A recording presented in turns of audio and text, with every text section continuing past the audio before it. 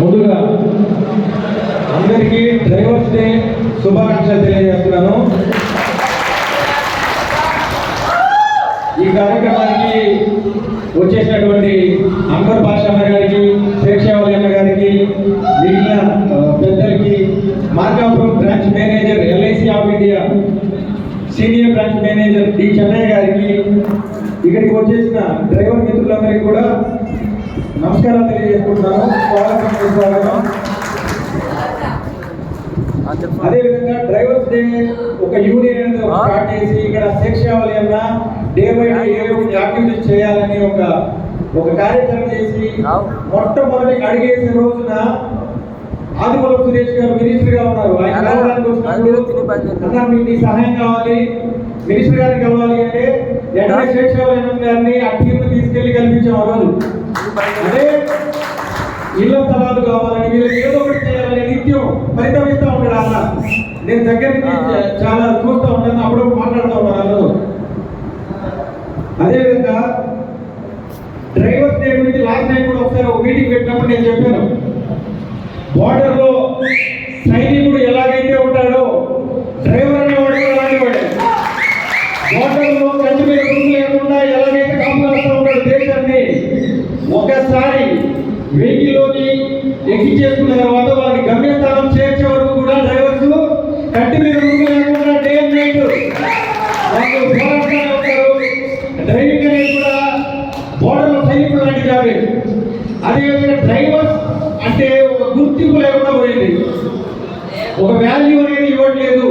వాళ్ళందరినీ government drivers ఎంతో కొంత గుర్తింపు ఉన్నప్పటికీ ప్రైవేట్ వాళ్ళకి ఎటువంటి గుర్తింపు లేదు. వాళ్ళకు గుర్తింపు ఇవ్వాలని మీ యూనియన్ స్థాపించి ఈ సేఫ్టీ డ్రైవర్స్ అసోసియేషన్ ని కొనసాగిస్తున్న విధానానికి నేను వీళ్ళకి హ్యాట్సాఫ్ తెలియజేస్తా ఉన్నాను. అదేవిధంగా ఆనాడు పురాణాల్లో మహాభారతం కింద ఒక కథ చెప్తా ఉన్నాడు, శ్రీకృష్ణుడు రథసారథి డ్రైవర్ గా చేశాడని. దేవుడు అంతటి వాడు రథసారథిగా చేస్తున్నప్పుడు అర్జునుడు ఏం చేసేవాడు తెలుసా? ఆయన దేవుడు, అర్జునుడు మానవుడు, కాలుతో తన్నేవాడు.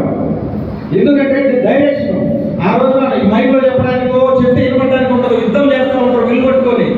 కాలుతో అంటే ఇటువైపు వెళ్తుంది, ఇదంతా ఇటువైపు వెళ్తా ఉంటుంది. కాలుతో దేవుడు అంతా ఉంటాడు. దేవుడు డ్రైవర్ గా ఒక మానవుడికి డ్రైవర్ గా చేసిన అంత గొప్ప జాబ్ డ్రైవర్ అనేది.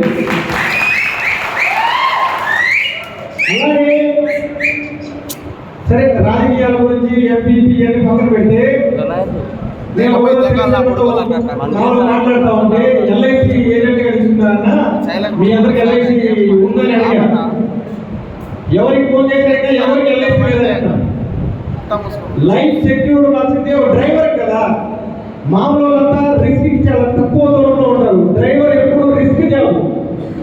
పొద్దున్న లేస్తే ఉండేది రోడ్డు మీదే, స్టీరింగ్ చేతిలో ఉంటుంది. అలాంటి వ్యక్తికి లైఫ్ సెక్యూర్ లేకపోతే ఎట్లా? ఒక వ్యక్తి అతని జీవితకాలంలో ₹1,00,00,000 సంపాదించిస్తాడు అనుకుందాం ఫ్యామిలీకి. అతను లేని పక్షంలో ₹1,00,00,000 ఎవరు సంపాదించాలి?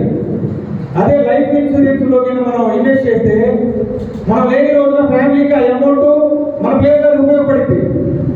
అదేవిధంగా అందరికి చెప్పడము, అలా డైవర్స్ డే రోజు మీరు ఖచ్చితంగా రావాలి, వచ్చి మా వాళ్ళకి చెప్పండి. తర్వాత మనం అందరితో కూడా పాలసీ చేయించి వాళ్ళకి ఏదో ఒక సహాయం చేయాలి. ఇళ్ల స్థలాలు కావచ్చు, వాళ్ళ లైఫ్ ఇన్సూరెన్స్ కావచ్చు, ఇంకోటి కావచ్చు, ఏదో ఒకటి చేయాలని తపనపడతా ఉంటాడు అన్న. అదేవిధంగా నేను అందులో 3 months నుంచి చేస్తున్నా. రేపొద్దున డెవలప్మెంట్ ఆఫీసర్ అయినా కూడా మార్కాపురం ఆఫీసులోనే ఉంటాను. ఎవరికి ఎలాంటి అవసరం వచ్చినా కూడా డ్రైవర్స్ కు ముందు ఉంటాను. ఈ విషయంలో ముందు ఉంటానని చెప్తున్నాను. అదేవిధంగా ఈ ఎల్ఐసి ఆఫ్ ఇండియా గురించి నేను చెప్పడం కంటే మార్కాపురం బ్రాంచ్ మేనేజర్ గారితోనే మీకు స్పీచ్ ఇప్పిస్తే ఎలా ఉంది, ఆ పాలసీల గురించి చెప్పిస్తే ఎలా ఉంటుందని ఆలోచన చేసి అమ్మతో మాట్లాడి ఆ సార్ని కూడా తీసుకురావడం జరిగింది. డి చెన్నయ్య గారు ఆ సార్ని మాట్లాడవలసిందిగా కోరుకుంటున్నాను.